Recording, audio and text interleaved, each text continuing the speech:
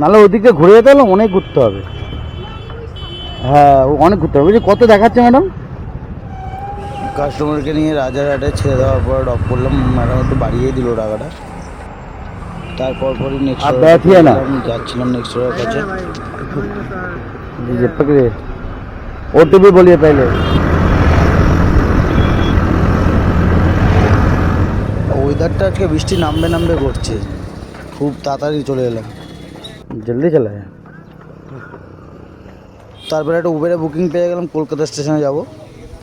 आप जाएगा ना भैया? ठीक है ठीक। हाँ हाँ।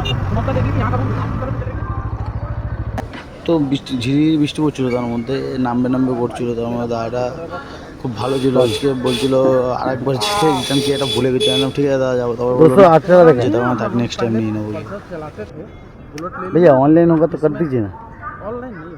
আজকের মতন এইখানে ইতি, কারণ হচ্ছে মার্কেটটা পুরো দফা করে ফেলেছে।